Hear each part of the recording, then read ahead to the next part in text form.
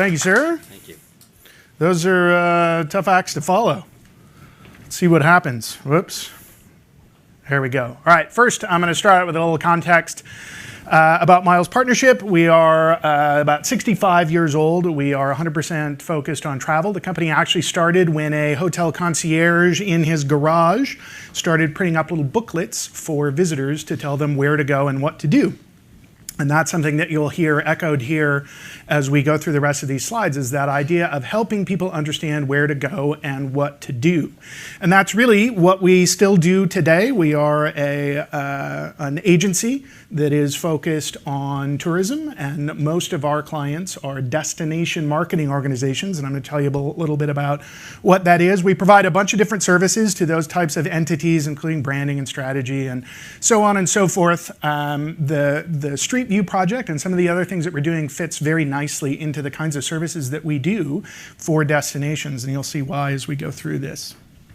This is just a quick look at some of the clients we have. You probably recognize some of them. Many of them are actually here today, so if you find these people, as you can talk to them about some of the experiences they've had either using some of these products or what it's like to be in the destination marketing business. Okay, so I'm going to refer to DMO. You'll hear me say that a whole bunch of different times, and I like to try to explain what that means, because otherwise afterwards people come up and they say, what does a DMO mean? It is a destination marketing organization. They're typically tax-funded organizations that are at some sort of political level, so national, county, city, state, there's lots of different levels. So they're tax-funded either in whole or in part. And they are tasked with developing a long-term travel and tourism strategy to help bring people to that destination. And here again is that idea of helping people understand where to go and what to do when they get to that destination, which is what makes this such a great mutual benefit when we think about the tools that Google has made available to us. Okay? In a lot of cases, the DMO is really the only organization that is tasked with that broader role. That isn't specific to a type of business. It isn't specific to an area. It's really the whole the destination as a whole. There usually are not a lot of other organizations that are tasked with that. You will see a whole bunch of different names. Okay, these are all DMOs, CVBs, NTOs, RTOs, all kinds of different. Apparently, everyone is a three-letter abbreviation. They're all TLAs. So they all have some sort of TLA with them. Thank you. Somebody got that anyway.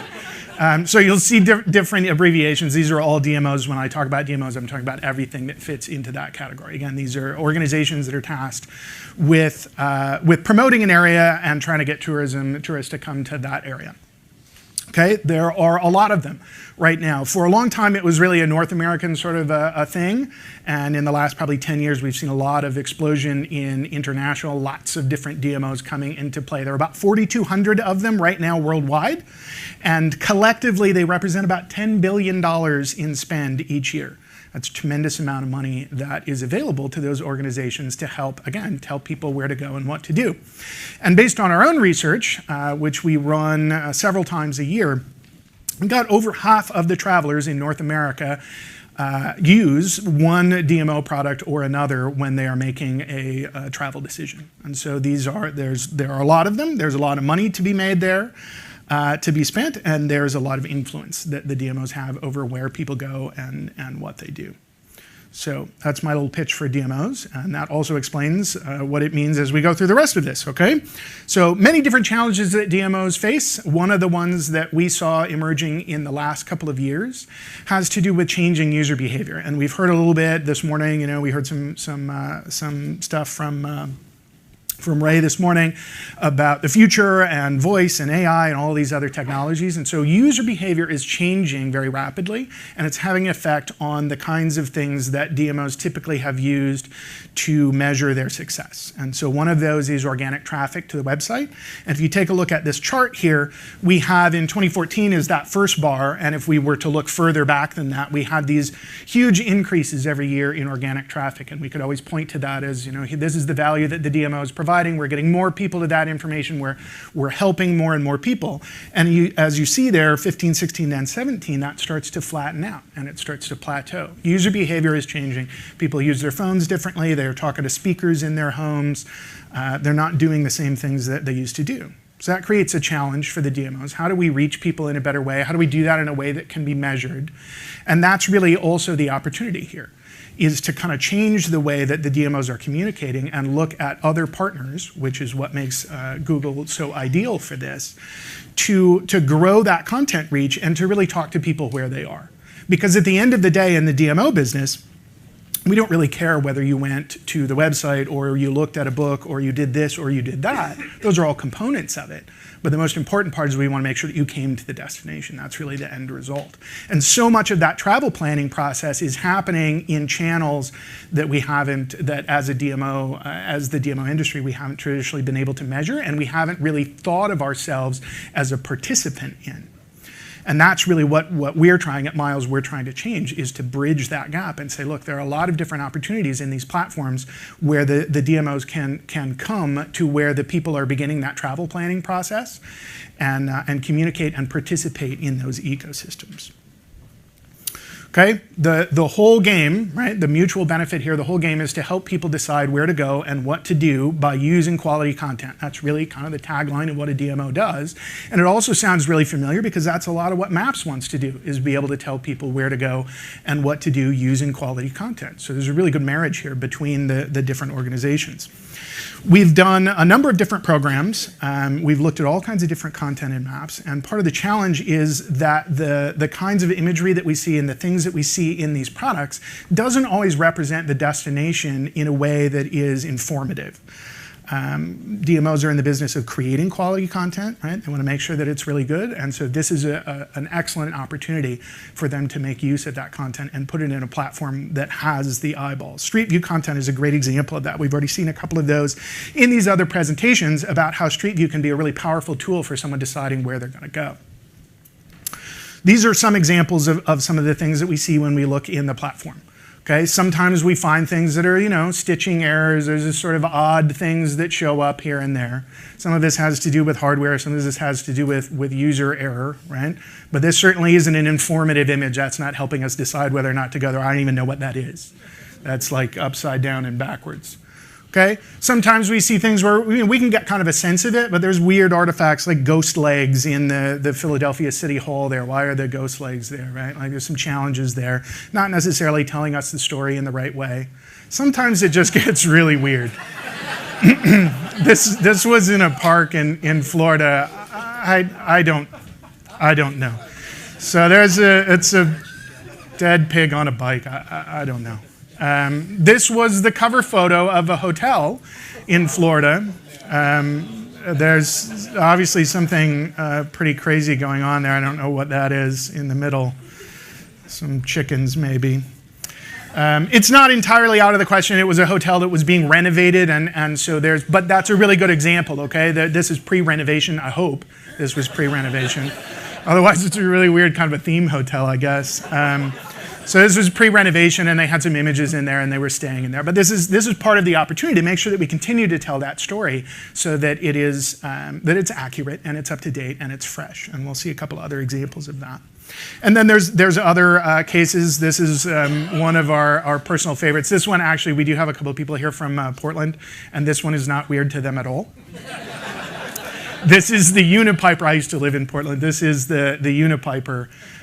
But this image happened to show up in a park in Kentucky, which doesn't make a whole lot of sense why the Unipiper was there. This was obviously from Portland. So always fun to find different images in there as we go along. The point of this is that there's plenty of opportunity for us to improve that imagery and to be more accurate and to be more up to date. All right, so now let's take a look at some of the things that destinations are accomplishing. This goes back to last summer when some of the announcements were made. I'm sure all of you were there for that, about the Street View platform and the opportunities that were coming up. And we started kind of putting together different programs for destinations, starting with a pilot that included Branson and Visit St. Pete Clearwater. And then we did some good work there, and we started looking around at opportunities for Street View. And one of the opportunities that we saw is we said, all right, what about a ski slope? Right? We can do this now. What about a ski slope? Ski slope. What if we took the camera and we did some of those? And so we looked around. We found a partner, which was Mammoth Lakes Tourism, is also here with us today. Thank you very much. We looked at the street view that was on there, and this was shot in 2011, and you can see that it's maybe not as informative as it could be in terms of the quality of the imagery that was there. There's quite a bit of coverage, but it all looked about like this, which is pretty difficult to tell exactly what's going on. So we said, okay, there's probably an opportunity for us to do a better job here. And so we found a victim, and who's here? Josh is right here in the audience, that's him. And they're a little bit more rock and roll than what we saw earlier today. That was a camping backpack and some zip ties. I'm not going to church that up at all. That was a pretty rock and roll rig that we did there, but we put the Insta360 on top of him, and we just started sending him down runs to see what we could get. And what we got was pretty breathtaking. We got some really, really interesting imagery out of that you can see is drastically better than what we were looking at in that 2011 footage. You can actually see the surface of the snow, you can see the quality of that, you can see the sky, you can see the trees, and this is really a much different situation. If you were planning to go to Mammoth Mountain, you would have a much better sense of what you were going to get when you were there. In total, in that project, we probably got a little over 3 miles worth of footage. Some really great stuff in there, 6 or 7 different runs. We uploaded a bunch of different 360s. We're counting those views. That will continue to grow over time, so we have some decent results there. And I guess from that point, we said, since we were so successful doing a handful of ski runs, that we would jump right from there to an entire country. And so that's what we did next, was Bermuda. And we actually went and drove in that car, that's me, in the car there. Actually drove almost every road on the island, and you'll see in a minute that there's kind of a fine line between things that are roads and driveways and so forth. So this turned out to be a very ambitious project to do Bermuda. We have just finished that. I'm actually uploading that stuff right now. I left one of my computers at home. Those of you who have done this can relate to this. I have one of my computers at home that is still uploading while I'm here. I queued about 80 files before I left, and then I just went, and then we'll see. So again, here we have really there was some footage on the island from about 2015, but this is a real common thing that I'm sure you've heard from destinations, and we certainly have. When is the car coming back? How do I get this stuff updated? And now we have the opportunity to do that, right? The destinations have an opportunity to do that, and we have an opportunity to help them. And so this is just one example, some really beautiful footage that's in there. Some really nice attribution for the destination. Bermuda is here as well, so thank you very much for coming. And just a couple of different examples. So lots of stuff, right? Bermuda, you can't swing a dead cat in Bermuda without hitting just a beautiful view. So lots of really great stuff there. Beautiful, beautiful water, pink sand, turquoise water. It looks like it's photoshopped. I swear it is not. That is actually what it looked like. Some landmarks. We got lots of different stuff as we went around the island. This is a famous landmark here in Bermuda called the Unfinished Church. And so we got some really interesting stuff around that. This, I swear to you, this is a street. This is a street that we drove. I know it looks like a sidewalk. It is not. This is one of the streets that we drove. We actually had a couple of them where the driver had to fold the mirrors in because we couldn't fit down the road. So one of the things that we discovered in doing that, there's a really fine line between what a driveway is in a street and a track and a sidewalk. But again, very beautiful images. All of Bermuda just incredibly beautiful and well kept. Here's another thing that if you have driven Street View that you might be able to relate to, and that's that I really had no appreciation for the number of speed bumps that are on an island until we were in the car and we drove every road on the island. Boy, there were a lot of them. They just seemed like they were multiplying everywhere we went. So that was a surprise for me to discover just how many speed bumps were documented. And now I suppose using machine learning, we could actually count all of them and tell you how many speed bumps there are on Bermuda. So we have about 36 hours of footage. There's over 100 miles there. I think we have a coverage for about 90%. Again, I'm still uploading, so we'll count that when we're done.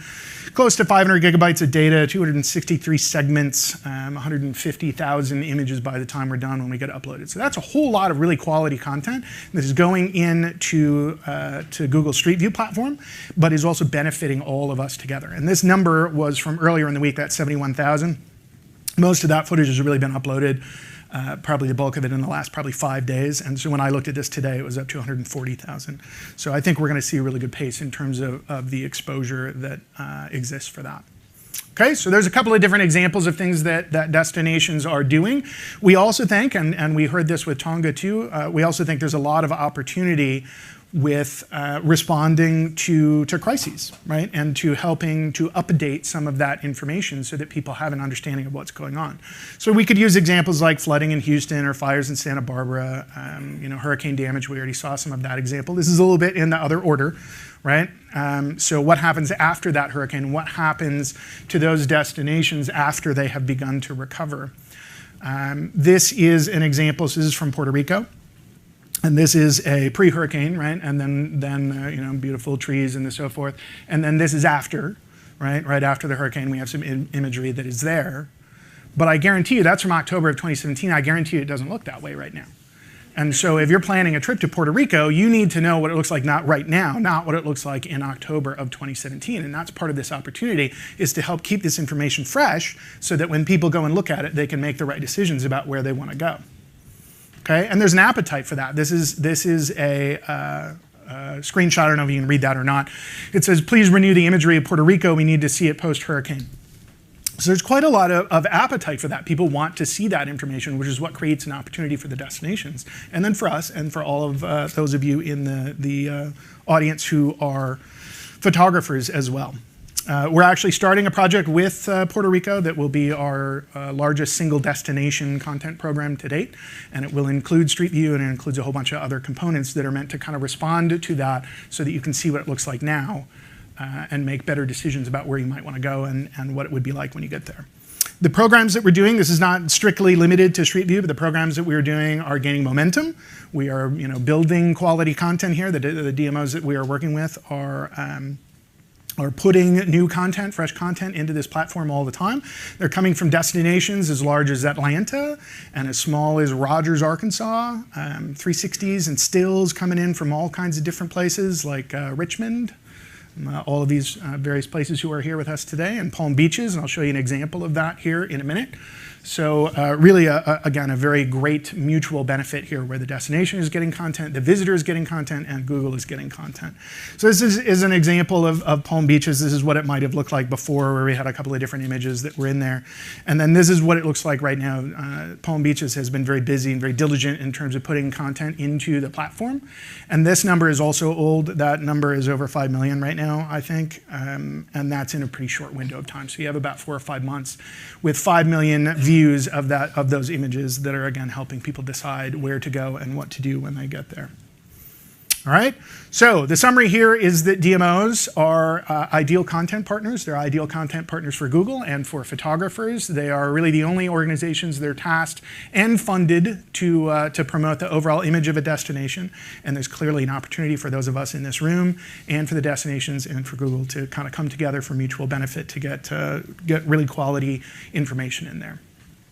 And at the bare minimum, there is an opportunity to perhaps replace or displace images like this in maps, which I know at least would make me sleep better at night. So, thank you very much.